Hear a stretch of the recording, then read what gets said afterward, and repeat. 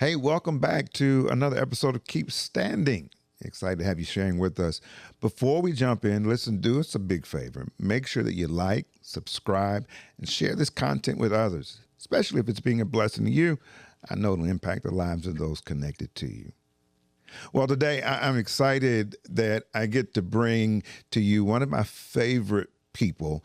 She's quickly becoming one of the most important voices in culture and in the global world. She's the esteemed pastor of the First Baptist Church in Bridgehampton, New York. She has led this congregation through some wonderful seasons of growth. And I'm grateful today that I get to have her share with us here on Keep Standing. Please help me welcome Pastor Tish Dixon-Williams. Hello. I am so grateful, really. Thank you so much for being a part The of this pleasure conversation. is mine. I'm so grateful for the invitation. I'm excited. No, for real, I think you really are becoming one of the most important voices. We're hearing it a lot across the country. I know I am. One of the reasons is you're pastoring a congregation that is now 102 years old and counting. And you're the first woman elected to pastor that congregation. We already know what's coming next. What was that moment like when you're like, because you know the history of the church, Sure. and then you're told, so we want you to be our next pastor? Yeah. It was a wonderful moment. It was a surreal moment. I think one of the things that I found a blessing, which most people find to be a curse, is I was a shiny new toy. Most people are not used to women pastors, even in this day and age, and certainly not 7 years ago. And so I sort of rode that wave. Who is she? This has never happened before, especially not in this community. And I thought that gave me an edge up. It gave me a leg up to be creative, to be free. And I didn't look at it as a crutch at all. I thought it was a blessing. It was interesting because I remember the way God speaks to me is weird sometimes, but I remember having this full-on moment where the Lord says, you get to choose. If you want this, I'll bless it. If you don't want it, I'll bless it. So choose. And I chose. I said, yeah, I'd really like to be the pastor of this church. Here's what's interesting. I never wanted to pastor. Yeah, I know that feeling well. I did not want to pastor. And I remember my pastor, Reverend Earl Jones Sr., asking me, do you want to pastor? And I said, no. I said, but I want to pastor that church. I said, I feel led to pastor that church. I said, I feel like I can do some good work there. In the words of Walter Scott Thomas, double click that, because it's like, no, but for this place, I do. For this place, I do. That's how I felt. I didn't think I had a call to pastor. I more felt I was called to that church. From the moment I walked in, I was like, yeah, I feel like this is where I'm supposed to be. You know, a lot of times as you lead, I know for me, I felt like God gave me exactly what he wanted for that congregation. So going there, it wasn't just about getting the opportunity. It was about knowing, hey, I'm on assignment. I'm on assignment. And then later I found out exactly why I was on assignment, because COVID hit. And I was distraught like everybody else, upset like everyone else. I remember calling my pastor and say, what do we do? And he said, for the first time he told me, I don't know. Yeah. Nobody had the blueprint for it. And I was really upset. And I was like, Lord, you put me here at such a time as this. Yeah. Which is supposed to be the badge of honor, right? And I was like, yeah, no, I'm still trying to figure out where the bathrooms are in this place. How am I supposed to navigate through a global pandemic? And then it hit me. I was the only person that could navigate that church through a global pandemic. What it would take was all the skills that I already have, to include being in front of the camera. Yeah. I have been in front of the camera since I was 14 years old. And so it then began to crystallize for me, this is why I sent you here, because you were needed to get them through this season.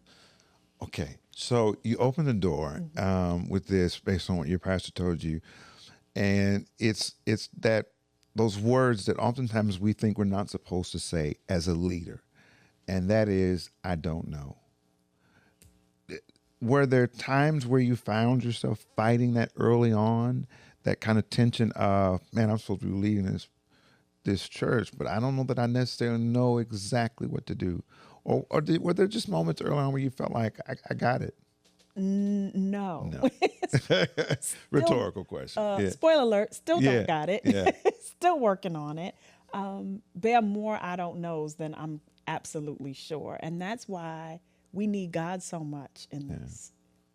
I could not do this if I were not fully, totally dependent on God and God's direction. And God has not failed me yet. There were a lot of I don't know moments. There were also a lot of unexpected, I didn't know how much I would have to adjust and change. Believe it or not, while I have this outgoing, winning personality, I'm actually timid. There's a timidity about me that people don't know about. I hate confrontation. I don't like headbutting. I will avoid it at all costs. I'm very much an ostrich. I will stick my head in the sand. And I learned very early on that you cannot do that as a pastor, that you have to learn how to face things head on. And that was something I had to change. And I remember fasting and the prayer being, Lord, remove this timid spirit from me. And then I remember being in conversation with one of my friends. She said, wait a minute, who is this person? She said, I think it's working a little too well. I need you to dial it back. But I realized there were things about me that I had to change, which I was not prepared for. Well, I thank you for that freedom. I think, oftentimes, I think in our area of leading, which is pastoral arena, so often it's so hard to admit, hey, this is an area where I really kind of need some growth. Yes. And so kind of this old paradigm is don't say anything about where you're challenged with. But now hopefully we're changing the game with that. I hope so. I hope so. Because that's how you grow. Saying I struggle in this area, or I don't like conflict, which was my challenge. And God says, okay, you don't like it, then guess what you're getting ready to have to deal with? A whole lot of conflict, exactly. But it grows us. It does. It makes us better. And the grittiness of your conversation is heard in a different way once you go through that. It's true. Let's dive into something. One of the things that's important to you, and I know for me as well, is you talk about ministry to the whole person and emotional and mental health. Why is that so important to you? It's important to me because as someone who has suffered and occasionally still does suffer with acute anxiety, it's super important. And I know, given the history of the Black church, whatever the pastor says, for the most part, people do. Right. They look at us as a voice for direction, coaching, counseling. And we have a history, not only in the Black church, but in the Black culture. Whatever happens in this house stays in this house. We don't talk about what happens. And I don't think, realize how much damage that has done to us as a people. Yeah. And especially in the church. We can't talk about it in the church. Where are we supposed to talk about it? We can't be free in our most vulnerable selves in the house of God. Where can we? And so I've been very vocal from the pulpit about my mental health challenges, about having a therapist. And I always say it was my Monday at 4 that kept me sane for Sunday at 11. So, God, I'm like, amen. And so I am a firm believer in Christ with a couch. You need a prescription and a prescriptor. They go hand in hand. They are not mutually exclusive. And I urge every pastor to have a therapist. Every pastor ought to have two things. Every pastor ought to have a pastor, and every pastor ought to have a therapist, because we need somewhere to house this stuff. And so the more vocal I was, I then started to get phone calls to say, well, Pastor, I have a friend, whomever the friend was, and they need therapy. Can you suggest someone? And because we live on the far east end of New York, there were options, but not a lot of options. And so I always found myself referring them to the city, which is too far. But then I created a therapist in residence program at our church, where we work with a therapist who gives freely of her time. So on Sundays, between the hours of 12 and 4, she is available for anyone that wants to connect with her. It is by appointment. They email. I have nothing to do with it. I don't see the appointments. I don't even know who goes there. I know one person, and that's just because she testifies to it of how much it helped her. But and we made a commitment as a church, and we worked it out with the therapist, that the first session is on us, because we didn't want money to be a deterrent from not getting the help that you needed. Yeah. And so after that, they can work it out with her and however they want to do it. But it has been a blessing. I know that even one pastor called me and said, I have been speaking with your therapist. So let's talk about that, because, we, in ministry today, you got people who the number one thing is we want to make sure we got a stylist, you know, and I say that broadly as a person who's styling our hair or who's cutting our hair for men, and then you got places where you go for manicure and pedicure, but do you have a therapist? But do you have a therapist? Is my question, because how can you lead and be so effective and have no outlet or space to manage your own emotional challenges? Correct. You have to. You have to have an outlet. And so here's my analogy. 'Cause, I'm an illustrative person. Here's my analogy for therapy for people who are like, we shouldn't. I can't do it. It's as simple as this. When you travel, so you come to New York, your checkout time is 11 a.m., but your flight isn't until 8. You have this whole window where you want to go explore, you want to enjoy the city, but you have bags. Where do you put these bags? You can't carry them with you as you enjoy New York. So what do? You take them to will call. You ask them, can you hold my bags for a little while? And I'll come back and get them. They'll give you a ticket and you are free to enjoy the city, see a show, have some time, have some laughs, and you come back and you pick up the baggage when you're ready for your flight. That's all therapy is. Yeah. It's just a will call for your thoughts and your emotions. Yeah. It's some place for you to check your baggage, enjoy yourself, explore, and get a life, and come back and pick it up when you're ready, and it will be there. And part of it also is figuring out, what do I not need to take in that bag? Yeah, because some stuff don't need to go. Some stuff don't need to come with me. Yeah, I can leave that here. Right. Yeah, or you can dispose of that. And the more you travel, the more you pick up new baggage. So that has to go someplace. Right. But that's the analogy. I tell people it's as simple as that. So there's you talk about the next generation and of leaders who are coming up, and especially in ministry, are we missing? Are we hitting it? Were we talking about how important this is, or do you still see some resistance to it even in this next generation? I see a lot of resistance to it. I think the idea of keeping things to ourselves is deeply rooted in our culture and in our families. People are just afraid to talk. But sometimes it's just one conversation. But here's what I know for sure. Sometimes one conversation can change everything, and that's why people are afraid to have it. Yeah. They don't want to change. Yeah. Sometimes the baggage is better than the baggage you don't know. And so I still see some resistance. I think the bigger concern for me is people using therapy as a novelty. It's sexy to have a therapist now. It's sexy to be able to say, "Oh, I'm in therapy." Yeah. But are you healed? Are you getting healed? Are you in therapy just for the sake of being able to say, "But are you really doing the work?" Because if you are in therapy, there's nothing to brag about. Right. It is some serious work, hard work. Yeah. So you can, like you said, you can have a therapist, but are you being honest with that therapist? Because sometimes the therapist is counseling on a lie. Right. Therapy is only as good as how honest you're willing to so how be. things go? Oh, they're great. They're great. I've been really growing and changing. Yeah, I really trusted God in this thing. Come on, you bad at God. Yeah, you haven't left the house in 6 weeks. Right. Tell the truth. You only put on your shirt to come to this session. Yeah. And I think so often leaders, in whatever area, we can wear the mask so well.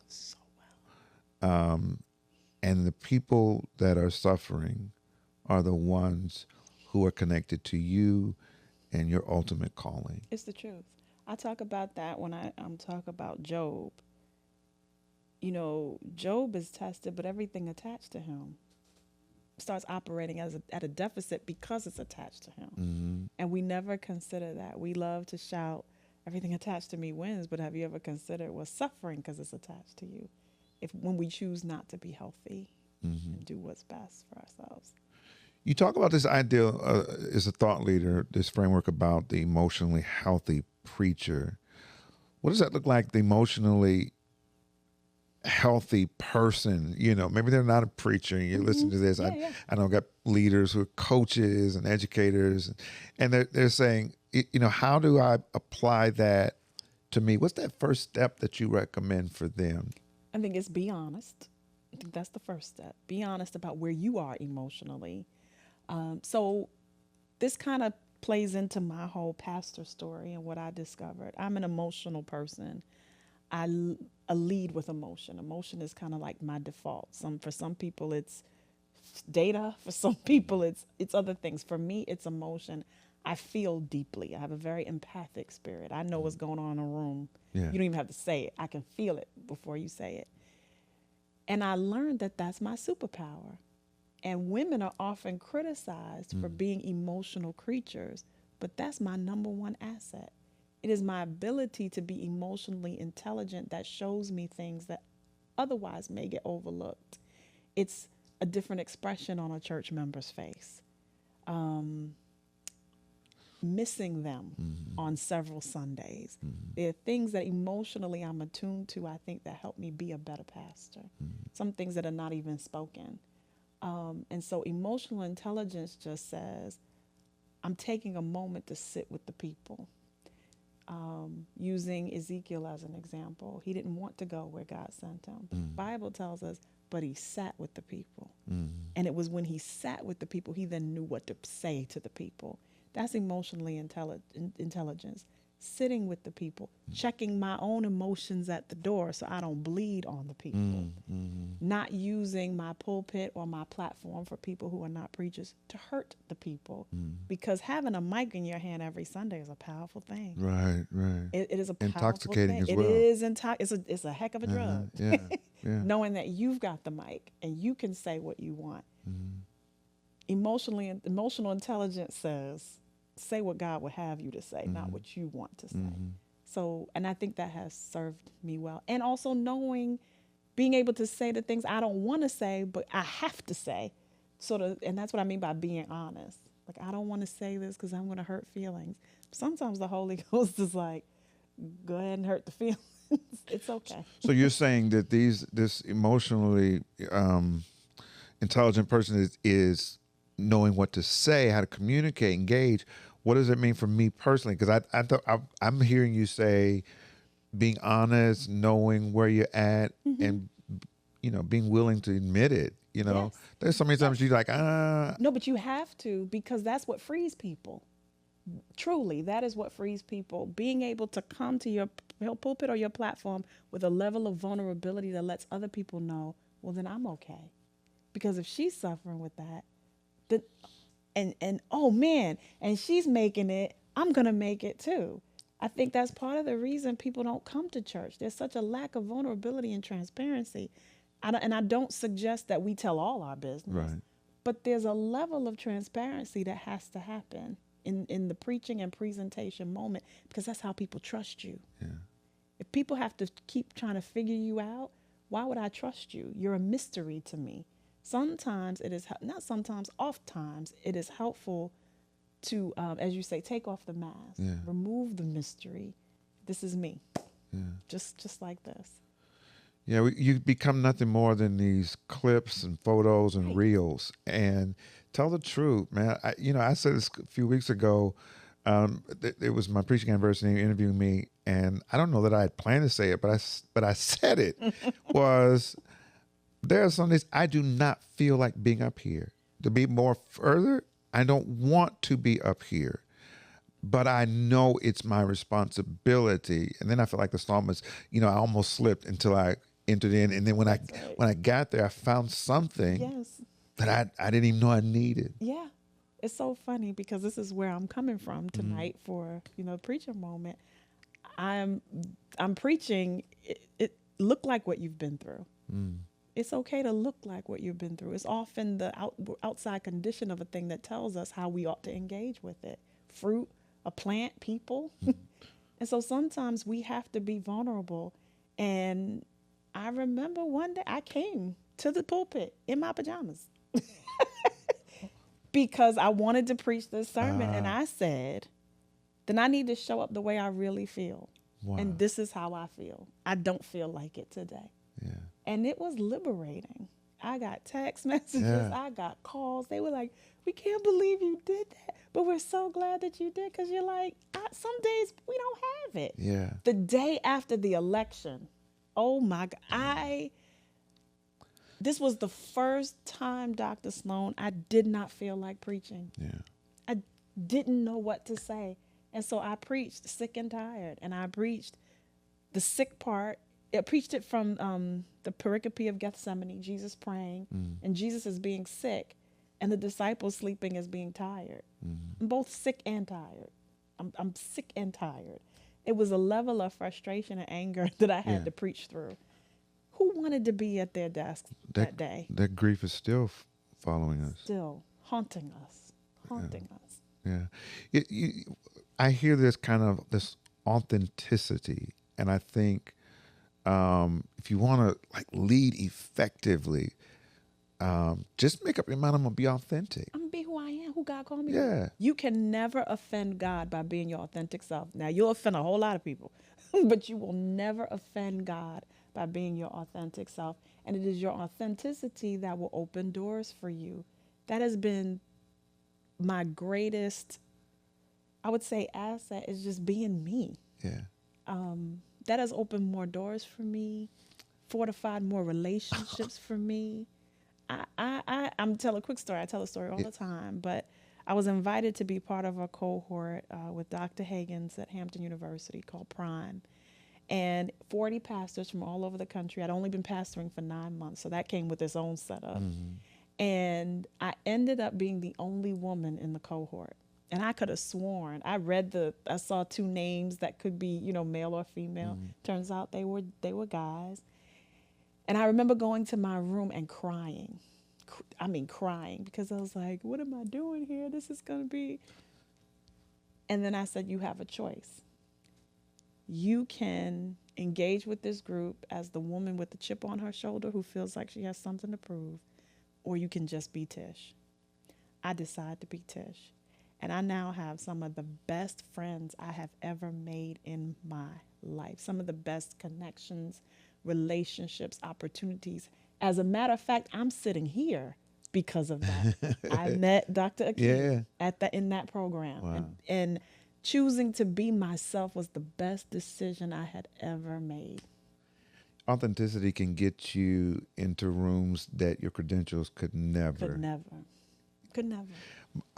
My pastor, William Alexander Lawson, Cosby and I talk about this all the time, that he preached the greatest sermon we ever heard, called Bad Grammar But Good Theology. Ooh. And his 3 points were: be who you is, use what you got, and let God handle it. That's it. And so often in a world dominated by clips and reels, it is so hard to be who you is. That's right. Isn't it funny how unreal reels are? Isn't that interesting? Because you have to remember, it's a snapshot. Yeah. You only have to display what you want the world to see. Yeah. But I think good preaching and good presentation comes with a level of vulnerability. Be yourself. That's it. Be yourself. Because to do otherwise is an insult to God, both ways. If you have too much of an ego, it's an insult to God. And if you don't think you're enough, it's an insult to God. Because either way, you're telling God got it wrong. Either way. So be yourself. Be who God created you to be. Yeah, I heard Jake say that if you're anything less than who God created you, you're nothing less than you're nothing less than a cheap imitation of a wonderful original. Isn't that? Ooh, I like that. Ooh, if you're anything less than who God less. created you to be. Ooh. You're just a cheap imitation of a wonderful original. You're a Tamu. Be who God called you to be. You is, yes. Be who you and is. I think that is so critical for the next gen and those who are watching the demonstration of how we lead coming up. I hope that they see and can really gather this level of authenticity that has really opened the doors. It is the secret ingredient, authentic, and it's not such a secret. It is authenticity. It'll serve you well every single time. Yeah, it won't fail you. Well, you have recently written a book. You actually shared it with us not long ago. Tell us about that. Yeah, so my new book is called Diagonal Preaching, Reaching the Corners, Cracks, and Crevasses of Every Congregation. And it came about in that same sort of leadership program with Hampton University. I was asked to present on how I preach. I'm a very creative preacher. Yeah. And it was kind of one of those things where it was like, I don't know how to tell you how I preach. It's like Thanksgiving. Yeah. Well, how do you make the stuff? I don't know. You just put a little of this, a little of that. But it caused me to really sit down and critique my own preaching and sort of, how do I preach? And then I began looking at the cross and the idea that we preach vertically, us to God, us to Christ, Christ to us, that whole thing. And then we preach horizontally in connection with each other. But then I began to look at all the empty quadrants around the cross. And I began to say, well, who's speaking to them? And I realized I am. So diagonal preaching is all about centering the marginalized. It's about speaking to those in the corners, those who can be seen but don't want to be seen. Preaching to the people in the cracks, people who can see you, but you can't see them. Yeah. And people, lastly, in the crevasses, not to be confused with crevices. Crevice is a fissure in the wall. A crevasse is what you find on Mount Everest. It is a deep, dark black hole. Wow. And people fall through that black hole. So how do we preach to them to bring light to them in this black hole? Because here's the idea. If I can catch you while you're in the corner, maybe you won't fall through the cracks. If I can keep you from falling through the cracks, maybe I won't lose you to a black hole. And so that's, for me, is how I preach. I try to identify who exactly I'm speaking to in the congregation. And so diagonal preaching really answers the question, who am I talking to? Well, let me testify. You are masterful at it. Oh, thank you. Yeah, and I know I'm just an echo to a large audience that would agree. How can we get it? Yes. So you can get Diagonal Preaching on Amazon. It is available on Amazon. And so, yeah, if you go to Amazon, you can get the book Diagonal Preaching. How can we find you on social media? So social media, you can go to YouTube, First Baptist Church of Bridgehampton, subscribe to our channel. And you can also find me on all of the social media platforms. So Facebook, Tish Dixon-Williams, and also on Instagram, Who's That Lady.